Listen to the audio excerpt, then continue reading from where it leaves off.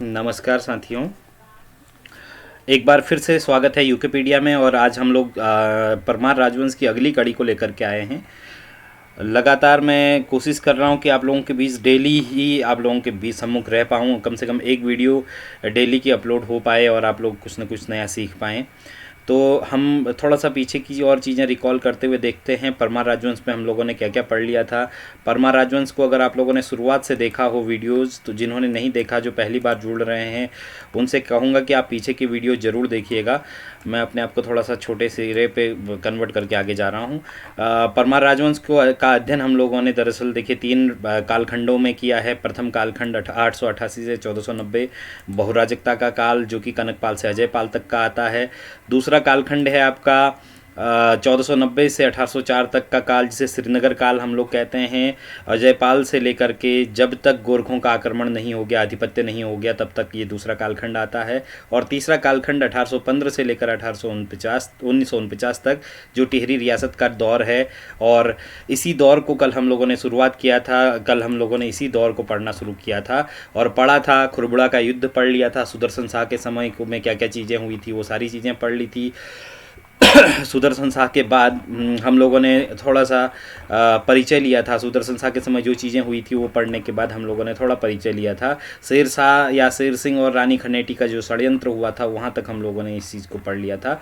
उसके बाद मैंने बोला था कि भवानी शाह का जो राज्याभिषेक हुआ था, करीब जून से लेकर सितंबर तक के संघर्ष के बाद, करीब करीब आप कह लीजिए 5 या 6 महीने के संघर्ष के बाद 25 अक्टूबर 1859 को जो है भवानी शाह का राज्याभिषेक हुआ। और उस राज्याभिषेक के बाद भवानी शाह गद्दी पे बैठते हैं। और भवानी शाह का टाइम पीरियड मैंने आप लोगों को एक बात फिर से कही थी, याद करिएगा। मैं पूरी स्क्रीन आप लोगों के सामने शेयर करते हुए चल रहा हूँ। आप लोग इस बात को विशेष ध्यान दीजिए कि जो ये दौर है, आधुनिक उत्तराखंड का दौर है। और आधुनिक उत्तराखंड से बहुत सारे क्वेश्चन अभी रेज हो रहे हैं। भवानी शाह का दौर देख लीजिए 1859 से 1871 तक है। यानी कि पहला जो राजा है टिहरी रियासत का, पहला राजा सुदर्शन शाह, उसका टाइम पीरियड रिकॉल कर लीजिए 1815 से लेकर के 1859 तक। और 1859 से 1871 तक आप देख लीजिए भवानी शाह का समय काल रहा है।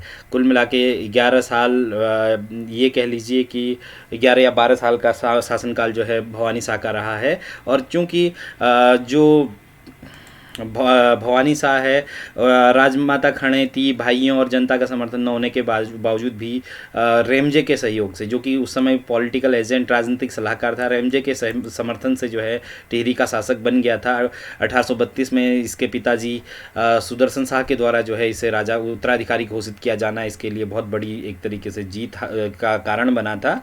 तो इसी वजह से, क्योंकि रेमजे का प्रसाद इसे मिला था, रेमजे का प्रसाद पर्यंत जो है ये गद्दी पे बैठा था। इस वजह से आप लोग देखेंगे जो टिहरी रियासत के सारे राजा हैं उनका सॉफ्ट कॉर्नर ब्रिटिशर्स के लिए हैं। इसी का नतीजा देख लीजिए। इसी का कारण है कि भवानी शाह अक्टूबर 1816 में, एक साल बाद, गद्दी में बैठने के एक साल बाद, अल्मोड़ा में, जब उस समय नॉर्थ वेस्टर्न प्रोविंस जो है, अब का उत्तर प्रदेश जो है, अब के उत्तर प्रदेश के लेफ्टिनेंट गवर्नर कॉल्विन का एक दरबार सजा था।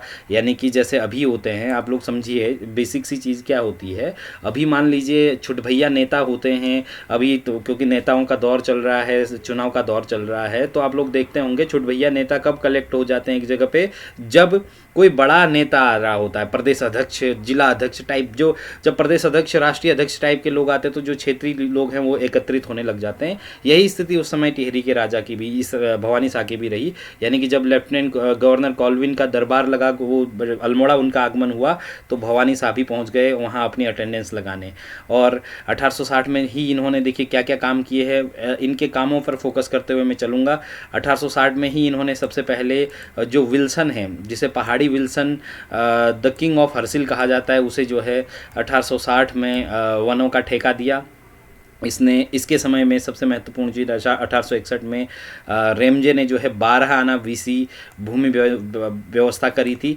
12 आना बीसी भूमि व्यवस्था का मतलब क्या है देख लीजिए। बीसी शब्द 20 को लेकर के है और 20 का मतलब है प्रत्येक 20 नाली भूमि पर 12 आना टैक्स निर्धारित किया था रेमजे ने 1861 में। तो ये 12 आना बीसी का मतलब सीधा सीधा है, देख लीजिए 12 आना यानी कि करीब 75 पैसा जो टैक्स लगाया गया, इम्प्लांट किया गया कितनी भूमि पर, 20 नाली भूमि पर। तो इसीलिए नाम से ही स्पष्ट है 12 आना बीसी। रेमजे ने जो है इसका इम्प्लांट कहाँ करा था, टिहरी रियासत में करवाया था।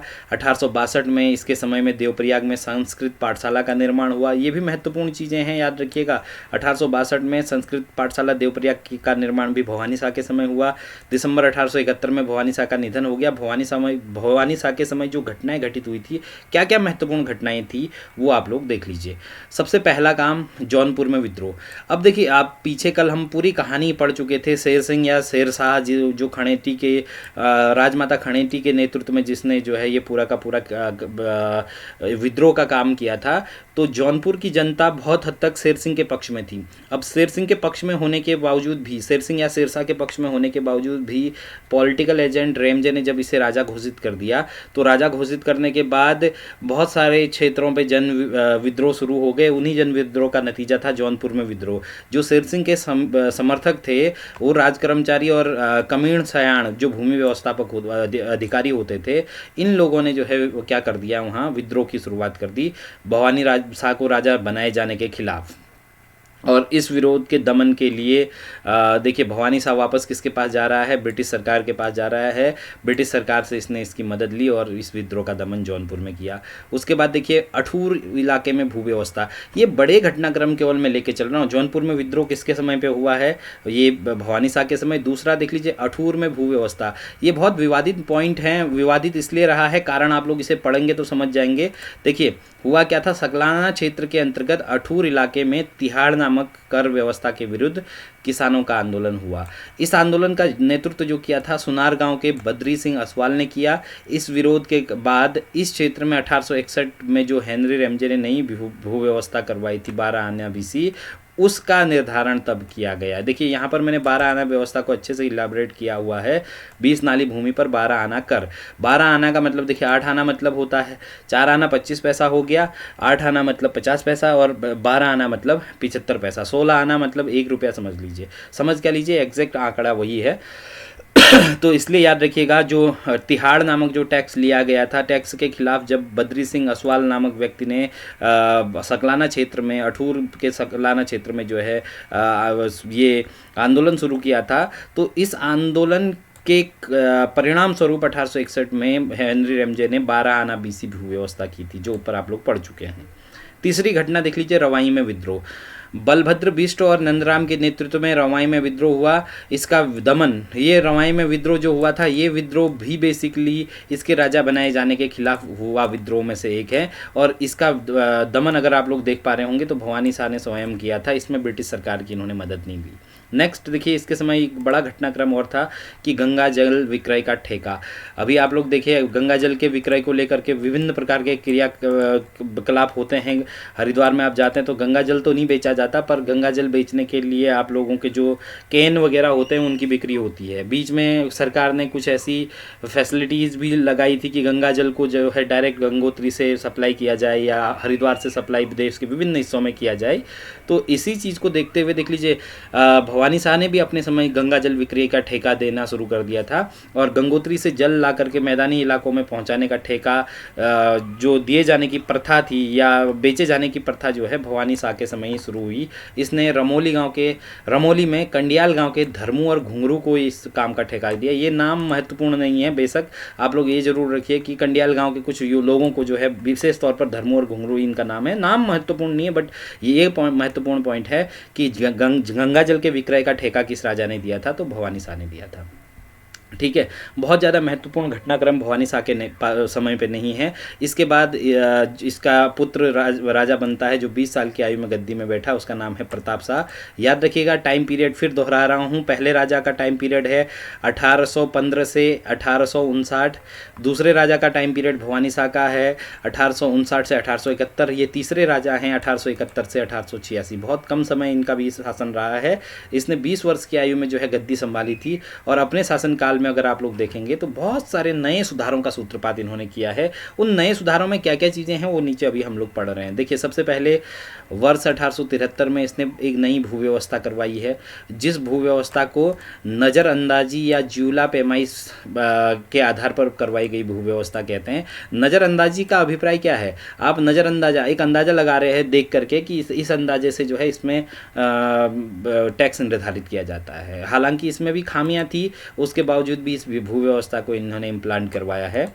इम्प्लीमेंटेशन इसी चीज़ का हुआ है। राजस्व वसूली के लिए इन्होंने करीब राज्य को 22 पट्टियों में विभक्त करके एक एक कारदार की नियुक्ति करी। देखिए, पट्टियां बनाना और कारदार की नियुक्ति करने का कार्य जो है टिहरी रियासत में प्रताप शाह ने किया।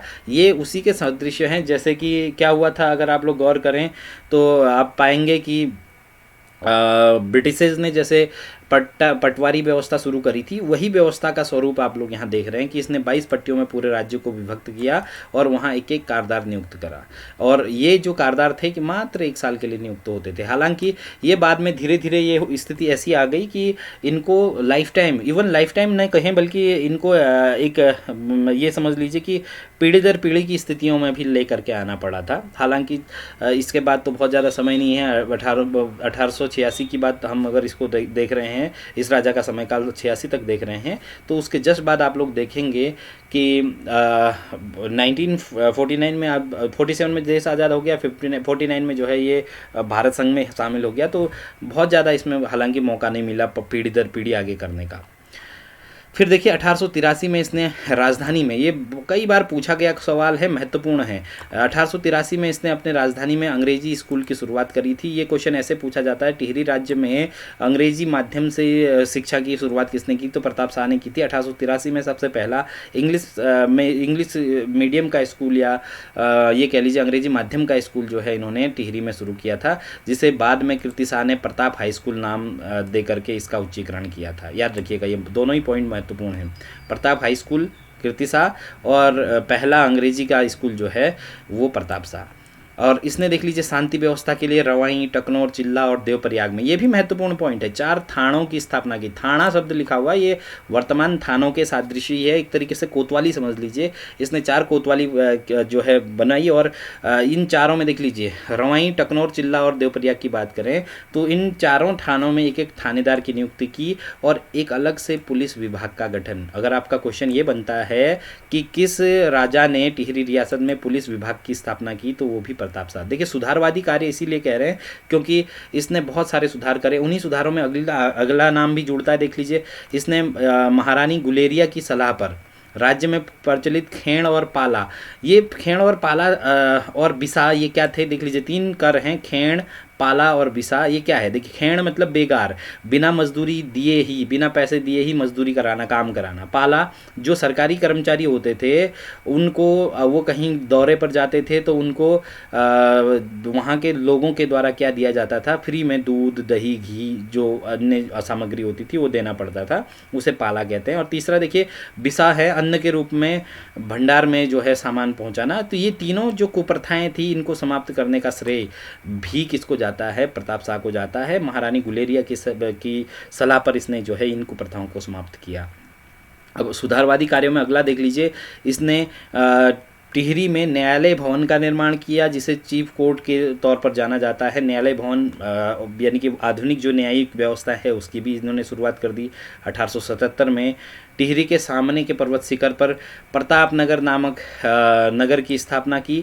और आप लोग टिहरी रियासत में एक चीज़ गौर करेंगे, देख लीजिए, ये पहला राजा है जिसने अपने नाम से नगरों के इस्टेब्लिशमेंट का दौर भी शुरू किया। तो 1877 में प्रताप नगर बसाया इन्होंने। इसके समय में देख लीजिए एक महत्वपूर्ण घटनाक्रम ये हुआ था कि लक्ष्मू कठेत के नेतृत्व में 1882 में बासर में दंडक हुआ था। दंडक, इट मीन्स, ये दंडक जो शब्द है, दंडक का मतलब विद्रोह होता है, और ये विद्रोह जो है हुआ था 1882 में लक्ष्मू कठेत के नेतृत्व में। और देख लीजिए इसने सबसे महत्वपूर्ण कार्यों में टिहरी, मसूरी और श्रीनगर का जो मोटर मार्ग है, इस मोटर मार्ग का निर्माण इसने करवाया है। इसने पहली बार टिहरी रियासत में प्रिंटिंग प्रेस की नींव रखी। इसने खैराती अस्पताल का भी निर्माण करवाया और चिकित्सा व्यवस्था में सुधार का काम किया। तो ओवरऑल अगर आप लोग देखिए, प्रताप शाह के दौर को देखिए तो सारी जनता के हित में किए गए फैसले आप लोगों को देखने को मिलेंगे। अधिकतर जो फैसले हैं वो जनता के लिए, या ये कह लीजिए टिहरी रियासत के उद्धार के लिए ये फैसले हुए हैं। आगे देखिए, महाराजा कीर्ति शाह, इसका समय काल देख लीजिए 86 से 1913। बहुत कम राजा है, मैं बोल रहा था पहले भी, ये चौथे ही राजा आ रहे हैं। महाराजा कीर्ति शाह 1886 से 1913। अब देखिए क्योंकि इनका प्रताप शाह का अल्पायु में निधन हो गया है, तो इनका पुत्र है 13 वर्ष की आयु में महारानी गुलेरिया के प्रभुत्व के अधीन जो है, या उनके संरक्षण में जो है, ये कीर्ति शाह को 13 साल में गद्दी में बिठाया गया। और महारानी गुलेरिया ने जो है एक संरक्षण समिति का गठन किया इन कीर्ति शाह के संरक्षण के लिए, जिसमें शिवदत्त डंगवाल, केवल राम रतूड़ी और विश्वेश्वर दत्त सकलानी, जिसे वृक्ष मानव के तौर पर आप लोग जानते हैं, इन लोगों को जो है इसका मेंबर बनाया गया। इसी समिति के जो सचिव थे वो एक बंगाली व्यक्ति थे जिसका नाम था रघुनाथ भट्टाचार्य। यानी कि ओवरऑल अगर आप लोग देखिए तो गुलेरिया की अध्यक्षता में एक संरक्षण समिति बनाई गई, जिसके सदस्य बनाए गए किसको, शिवदत्त डंगवाल, केवल राम रतूड़ी, विश्वेश्वर दत्त सकलानी। और इस समिति के जो सचिव थे वो बंगाली व्यक्ति थे रघुनाथ भट्टाचार्य। इन्होंने कीर्ति शाह ने 1892 में नेपाल के प्रधानमंत्री की पोत्री से विवाह किया। 1892 में इनका विवाह हो गया। अब देखिए इनके सुधारवादी कार्य जो कीर्ति शाह के समय सुधार हुआ है, जैसे प्रताप शाह का सुधारवादी दौर चला ना, इनका भी ऐसे ही सुधारवादी दौर आप लोग देखेंगे। इन्होंने क्या क्या किया है, सबसे पहले इन्होंने प्रताप शाह द्वारा इस्टेब्लिश विद्यालय का नामांकन कर जो है प्रताप हाई स्कूल किया। इन्होंने हेवेट संस्कृत पाठशाला का निर्माण किया, एक मदरसा भी टिहरी में खुलवाया और प्रत्येक पट्टी में एक एक विद्यालय की नींव रखी। ये बहुत महत्वपूर्ण काम है। देखिए जो 22 पट्टियाँ थी उन सभी पट्टियों में एक एक विद्यालय का काम, निर्माण का काम भी किसने किया है, नाम याद रखिएगा, कीर्ति शाह ने किया है। नेक्स्ट देख लीजिए, एक PWD लोक निर्माण विभाग जैसा एक अलग से विभाग बनाया। बेशक उसे PWD कहा जाए या न कहा जाए, PWD तो अब स्वरूप अलग हो गया, पर ये जो लोक निर्माण के कार्य थे उन सारे कार्यों के लिए एक डिपार्टमेंट अलग से इसने बनाया। सबसे देख लीजिए महत्वपूर्ण कार्यों में गंगोत्री और यमुनोत्री में इन्होंने चिकित्सालय खुलवाए। और अगर इसका टाइम पीरियड अगर आप लोग देखें तो 1910 में इनके द्वारा एक और बड़ी चीज़ का सृजन हुआ, बैंक ऑफ गढ़वाल का गठन इन्होंने किया। फिर देखिए गढ़वाल सैपर्स नामक एक पलटन, गढ़वाली पलटन बोलते हैं जिसे, तो गढ़वाल सैपर्स नामक गढ़वाली पलटन का भी इन्होंने निर्माण करवाया। फिर हजूर कोर्ट की स्थापना करी जिसे चीफ कोर्ट कहा जाता है। हालांकि प्रताप शाह ने इससे पहले भवन का निर्माण पहले ही करवा लिया था। इन्होंने भी जैसे प्रताप शाह ने प्रतापनगर की स्थापना की थी, इन्होंने 1896 में अपने नाम से बिलोली गाँव की भूमि पर कीर्तिनगर की स्थापना की।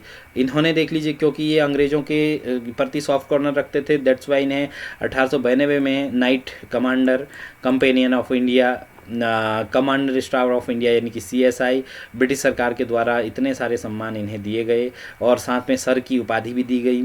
1897 में इन्होंने देख लीजिए क्या, देखिए जब आप इस तरीके के सम्मान मिलते हैं तो आप फिर उस तरीके के कामों के लिए भी जाने जाते हैं जो काम आपने करने चाहिए या नहीं करने चाहिए, ये हमेशा विवाद के विषय हो जाते हैं। तो उन्हीं कामों में से एक काम ये भी है कि इन्होंने क्या किया, 1897 में महारानी विक्टोरिया के जन्मदिन पर जो है टिहरी में एक घंटा घर का निर्माण करवाया।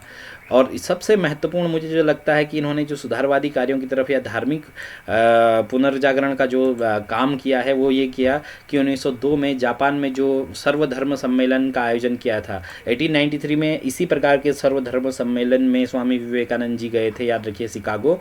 ऐसे ही 1902 में सर्वधर्म सम्मेलन का आयोजन जापान में हुआ था, तो इन्होंने स्वामी रामतीर्थ को वहाँ भेजने के लिए जो है वित्तीय मदद करी थी। याद रखिएगा वही स्वामी रामतीर्थ जिनके नाम पर टिहरी डैम का नाम रामतीर्थ सागर भी रखा गया। इनका उत्तराखंड से बहुत बड़ा संबंध है। ये कभी आप लोग जब व्यक्ति विशेष पढ़ेंगे, जब मैं आप लोगों को उत्तराखंड में जो संत महात्मा की परंपरा है वहाँ आऊँगा तो इनका जीवन परिचय आपको दूंगा। उसके बाद देखिए इन्होंने उत्तरकाशी में कुष्ठ आश्रम की नींव रखी।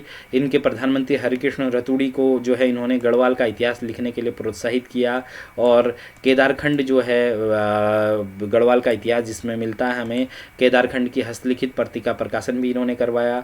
इसने टिहरी राज्य में जो है वेदशाला का निर्माण करवाया। भक्त दर्शन ने इन्हें राज ऋषि की संज्ञा दी है, ये महत्वपूर्ण पॉइंट है, याद रखिएगा।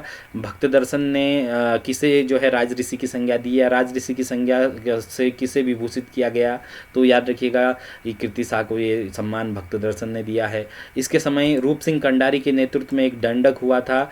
इसने मुआफीदारों के कानूनी अधिकारों को समाप्त करने के लिए जो बना बेगार की प्रथा थी उसे भी इसने समाप्त किया है। तो इस तरीके से अगर आप इनके कार्यों को देखेंगे तो इनके बहुत सारे सुधारवादी कार्य आप लोग देखेंगे। इनके कार्यों में भी आप लोगों को कोई खामी नज़र नहीं आएगी। अब जो खामी का दौर शुरू होता है यहाँ से शुरू होता है 1913 से 1946।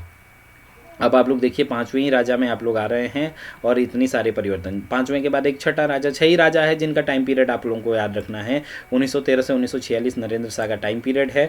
इनके टाइम पीरियड को जन आंदोलनों का दौर भी कहते हैं। ये एक कारण ये भी हो सकता है कि इस दौर में 1913 से 1946 के जो ये दौर था, इस दौर में लोग बहुत ज़्यादा जागरूक हो गए थे, इस वजह से भी शायद जन आंदोलन हुए होंगे। राष्ट्रीय आंदोलन के प्रति भी लोगों का रुझान ज़्यादा प्रगाढ़ हो गया था, इस वजह से भी जो है ये जन आंदोलन हुए होंगे। तो ओवरऑल जो भी रहा होगा कारण, आप लोग देखेंगे कि नरेंद्र शाह के समय जो भी परिवर्तन हुए हैं, क्या क्या परिवर्तन हुए हैं।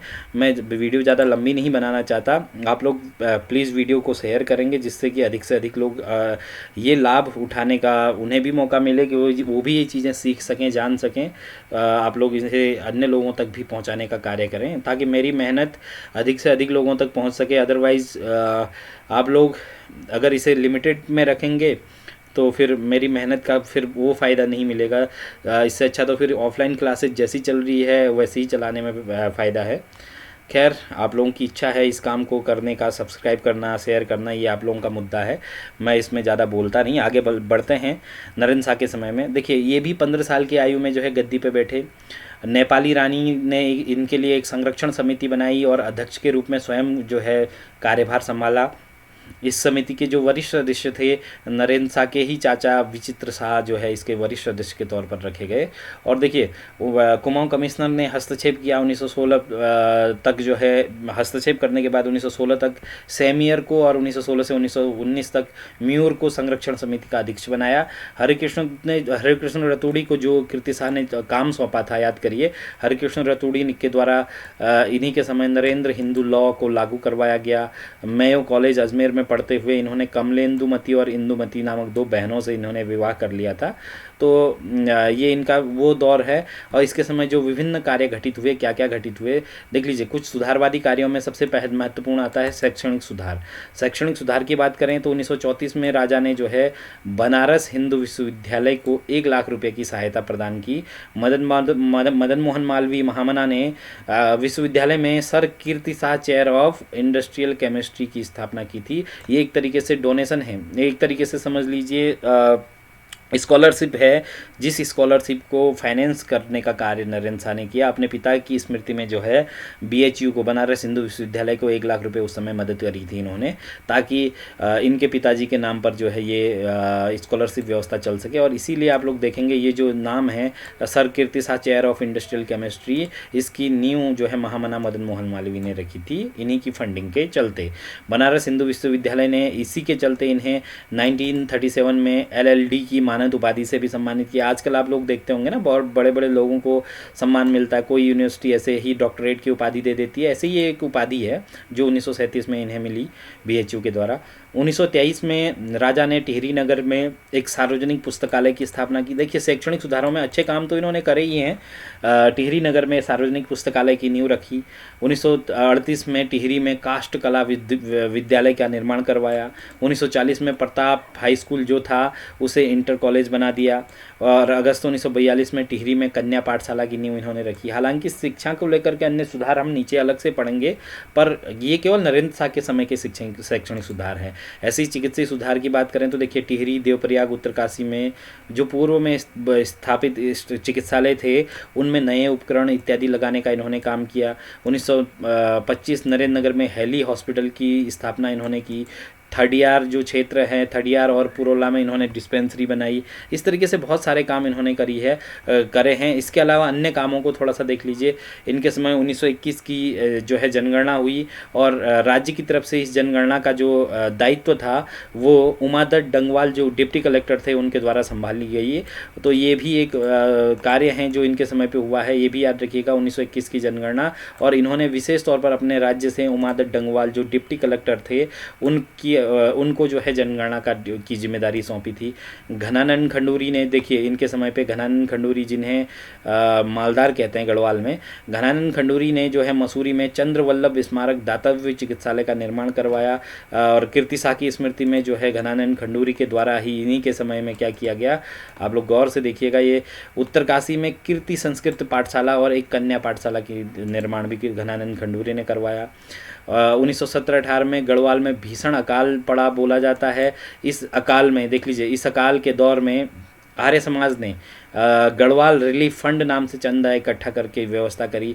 एक तरीके से अगर आप लोग नरेंद्र शाह का टाइम पीरियड देखेंगे ना, तो इनके समय में केवल जन आंदोलन नहीं हुए बल्कि इस तरीके के अकाल वगैरह की स्थिति भी बहुत भयंकर रही है। और चूँकि नरेंद्र शाह के संबंध में कहा जाता है कि अधिकतर समय राज्य से बाहर ही व्यतीत करते थे, इस वजह से भी लोगों का बहुत बड़ा गुस्सा, बहुत बड़े समूह का, लोगों के समूह का जो है गुस्सा इनके प्रति था। और इसी वजह से जो जन आंदोलन हुए हैं वो इतने प्रबल रूप में हुए कि लोग अंततः स्थिति को संभाल नहीं पाए। गढ़वाल रिलीफ फंड की बात करें, उसके अलावा देख लीजिए इन्हीं के समय में जोत सिंह नेगी के द्वारा डोरी पैमाइश के आधार पर राजस्व व्यवस्था, ये अच्छा कार्य है। अगर आप लोग डोरी पैमाइश की बात करें ना, तो मैं अच्छा कार्य इसलिए कहूँगा डोरी पैमाइश को, क्योंकि अब तक जहाँ आप लोग नज़रअंदाजी वगैरह वगैरह जैसे वो कर रहे हैं, तो डोरी पैमाइश मतलब एक डोरी बनाई, उससे भूमि की नाप जोख तैयार कर रहे हैं, ये तो अच्छे कार्यों में शामिल है इनके। ऐसी देखिए वन सुधार प्रारंभ करने के लिए प्रोफेसर हेस्के के नेतृत्व में एक योजना बनाई। बाद में जब ये योजना सफल नहीं हुई तो पद्मदत्त रतूड़ी के नेतृत्व में 1929 का वन अधिनियम पारित किया गया। और इसके स्वरूप ही, इसी के परिणाम स्वरूप ही जो है रवाई में एक दंडक हुआ। उस दंडक का परिणाम 30 मई 1930 को, आप लोग जानते हैं इस डेट को, रवाई कांड घटित हुआ। रवाई कांड घटित होने के बाद पद्मदत्त रतूड़ी की बहुत एक तरीके से ये कह लीजिए कि इनका नाम जो है शुमार होना चाहिए था बहुत अच्छे क्या बोलते हैं अधिकारियों की लिस्ट में, वहाँ से इनका नाम को डिफेम होना शुरू हुआ। हालांकि पद्मदत्त रतूड़ी के संबंध में एक चीज़ बता दूं मैं आप लोगों को, पद्मदत्त रतूड़ी याद रखिएगा पूरे भारत से पहले गोल्ड मेडलिस्ट थे जिन्होंने इंपीरियल कॉलेज ऑफ फॉरेस्ट से गोल्ड मेडल हासिल किया था। याद रखिएगा पूरे भारत से एक पहले गोल्ड मेडलिस्ट जिन्होंने imperial college of forest London से गोल्ड मेडल हासिल किया था, ये पद्मदत्त रतूड़ी थे। उन्हीं के नेतृत्व में 1929 का अधिनियम लाया गया था। नेक्स्ट देख लीजिए, इनके समय प्रथम विश्व युद्ध में शहीद हुए जो गब्बर सिंह नेगी थे, उनका इन्होंने 1925 में स्मारक बनाया। उसके चंबा में जो है स्मारक बनाया था। इन्होंने जो है जौनपुर रवाई में जो प्राचीन काल से चली आ रही वैवाहिक छूट यानी कि तलाक पर जो टैक्स लिए जाने की परंपरा थी, उसे मिलासरा कर कहते थे, वो जो है समाप्त किया। 2012 के पीसीएस में ये टैक्स पूछा गया था, उस समय तक मुझे इसकी जानकारी नहीं थी, मिलासरा कर। तो मिलासरा कर भी इन्होंने समाप्त करवाया। इन्होंने जो है प्रत्येक व्यक्ति से लिया जाने वाला स्वर्ण शेर, आधा शेर घी जो वाली जो परंपरा थी, उस परंपरा को समाप्त करवाया। और इसके अलावा इन्होंने तकाबी और तथा बकाया को जो रवाई में लिया जाता था, उन सारी चीज़ों को समाप्त करवाया। इसके समय अगस्त समझौता देख लीजिए, 29 अगस्त 1946 में जो राज दरबार और प्रजामंडल के बीच संधि हुई, उस समझौता प्रजामंडल के संबंध में आप लोगों को बता दूं, एक पूरी वीडियो आप लोग देख सकते हैं, चैनल में नीचे जाएंगे आप लोग पुरानी लिस्ट देखेंगे तो चैनल में प्रजामंडल को लेकर के एक पूरी वीडियो बनी हुई है, टिहरी राज्य और प्रजामंडल, टिहरी राज्य का समापन और प्रजामंडल, तो उसे आप लोग वहाँ से देख लेंगे तो ज़्यादा अच्छा होगा। ठीक है, मैं टिहरी राज्य और प्रजामंडल को लेकर के मैं अलग से वीडियो ऑलरेडी बना चुका हूं, तो उसे आप लोग वहां देख लेंगे।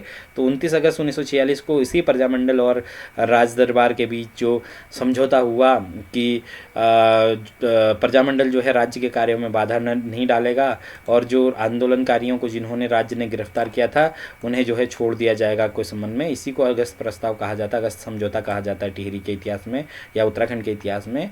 तो इस प्रस्ताव पर अमल लाया गया गया। पर अचानक से जब नरेंद्र शाह को लगने लगा कि मैं जो है गद्दी ज़्यादा देर संभाल नहीं सकता, क्योंकि विद्रोह बहुत चरम स्तर पर है, तो उसने अपने बेटे को गद्दी दे दी और 1946 से 1949 तक जो है इनका बेटा मानवेंद्र शाह गद्दी पे बैठा। और देखिए, जिस समय इन्हें गद्दी मिली बेचारे मानवेंद्र शाह को, उस समय इतना ज़्यादा यहाँ विद्रोह की भावना लोगों के मन में कूट कूट कर भरी हुई थी कि ये इसका कैसे निस्तारण किया जाए मानवेंद्र शाह नहीं जानते थे। इसी वजह से आप लोग देखेंगे कि कोई भी निर्णय इनके समय पे नहीं हुए। हालांकि कुछ अच्छे कार्य जो हुए हैं उनको आप लोग देखेंगे इनके समय। आज़ादी, क्योंकि देखिए 1946 में ये गद्दी पे बैठे, 47 में आज़ादी देश को मिल गई, और आज़ादी मिलते ही एक तरीके से लोगों को, क्योंकि हमारे गढ़वाल से, टिहरी रियासत से हम अगर बात करें तो टिहरी गढ़वाल से बहुत सारे ऐसे क्रांतिकारी साथी रहे हैं, क्रांतिकारी लोग रहे हैं जिन्होंने राष्ट्रीय आंदोलन पे राष्ट्रीय स्तर पर कार्य किया है।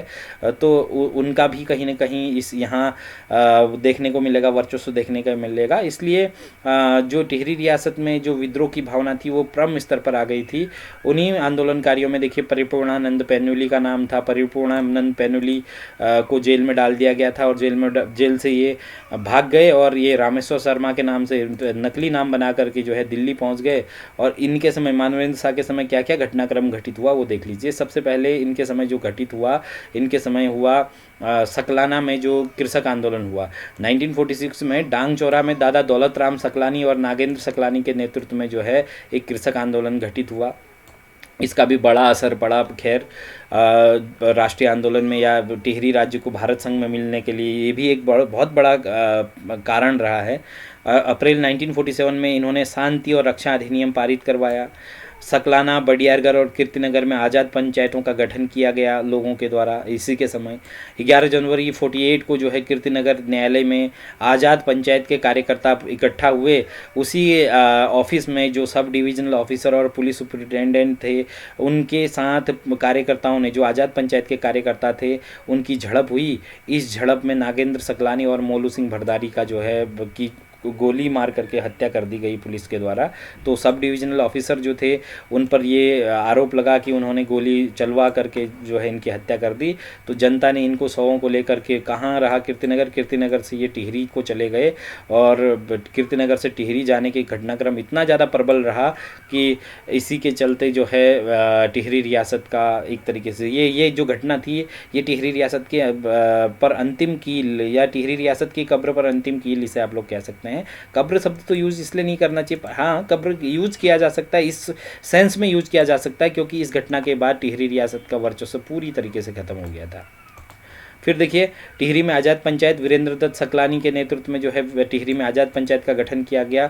अंततः हार करके मानवेंद्र शाह ने क्या किया, 1 अगस्त 1949 को जो है भारत संघ में विलय जो है टिहरी रियासत का कर दिया। और फिर भारत का, या उत्तर प्रदेश का ये कह लीजिए कि उस समय तत्कालीन संयुक्त प्रांत का टिहरी रियासत जो है 50वां जिला बनाया गया और टिहरी रियासत यहाँ पे आप लोगों की समाप्त हो जाती है। टिहरी रियासत जो कि 1949 तक आप लोग लेकर के आ रहे हैं, यहाँ पे समाप्त हो गया। अब हम क्या पढ़ेंगे आगे वो थोड़ा सा मैं क्लियरली चर्चा कर लेते हैं। कल हम पढ़ेंगे टिहरी रियासत की न्याय प्रणाली। मुझे लग रहा है कल के पूरे दिन में हम लोग कल का सेशन होगा उसमें टिहरी राज्य व्यवस्था, ये टिहरी जो प्रशासन है या अन्य टिहरी में जितने भी घटनाक्रम हैं उसे हम लोग पढ़ेंगे और समाप्त करेंगे। सबसे पहले आप लोग उसका न्याय व्यवस्था पढ़ेंगे, शासन व्यवस्था पढ़ेंगे, शासन व्यवस्था के बाद राजस्व व्यवस्था पढ़ेंगे। राजस्व व्यवस्था में किस प्रकार के जो कर थे उन करों को पढ़ेंगे। 5 प्रकार के कर जिनकी मैं कल चर्चा कर रहा था, उन 5 प्रकार के करों को पढ़ेंगे। भूमि से संबंधित कर, वन उत्पादन से संबंधित कर, न्यायालय से संबंधित कर, खाद्य पदार्थों से संबंधित कर और सामाजिक अपराधों से संबंधित कर। तो इन सारे करों को पढ़ने के बाद, जो सामाजिक कर वगैरह ये सारी चीज़ों को पढ़ने के बाद हम यहाँ के जो मौद्रिक व्यवस्था थी, मौद्रिक व्यवस्था पे हम लोग थोड़ा सा देखेंगे। गढ़वाल में जो मुद्रा चलती थी वो कौन सी मुद्रा थी, और उसके बाद हम लोग चलेंगे गढ़वाल की मुद्रा के बाद वन व्यवस्था में। वन व्यवस्था के बाद हम लोग शिक्षा व्यवस्था पे पढ़ेंगे। शिक्षा व्यवस्था के बाद चिकित्सा व्यवस्था पढ़ेंगे और फिर देवस्थानम व्यवस्था पढ़ेंगे और देन हम लोग आंतरिक सुरक्षा व्यवस्था पढ़ेंगे। और आंतरिक सुरक्षा व्यवस्था के बाद ये जो टिहरी प्रजामंडल मॉडल है ये आप लोग पहले पढ़ चुके हैं, इस पर मैं पूरी वीडियो पहले ही बना चुका हूँ और इसे आप लोग अलग से वहीं आप लोग देख लें, उसी वीडियो में देख लें। तो कल हमारा ये जो चैप्टर होगा ये समाप्त हो जाएगा और कल के बाद मेरी कोशिश होगी कि आप लोगों के द्वारा बताया गया अगला चैप्टर पर मैं वीडियो बना सकूं। आप लोग मुझे प्लीज़ बताएंगे कि कौन से चैप्टर पे आप लोग वीडियो चाहते हैं, किस चैप्टर पे हम लोग वीडियो बना करके चलें, और जो चैप्टर आप लोग सजेस्ट करेंगे उसी पर हम लोग वीडियो बनाएंगे, उसी चैप्टर को लेकर के हम कार्य करेंगे। आज के लिए इतना ही, फिर थैंक यू एक बार फिर से आप लोगों का धन्यवाद। और मैं इतनी गुजारिश ज़रूर करूँगा कि चूँकि मैं मेहनत कर रहा हूँ आप लोगों के लिए वीडियो बनाने में, तो आप लोग इस वीडियो को मैक्सिमम लोगों तक पहुँचाने का कार्य आप लोग करेंगे। चलिए आज के लिए इतना ही फिर, और जैसे ही ये चैप्टर कल ख़त्म हो जाएगा, परसों हम पूरे टिहरी रियासत से जुड़े हुए सवालों को लेकर के सवाल जवाब करेंगे इसमें ऑप्शनल।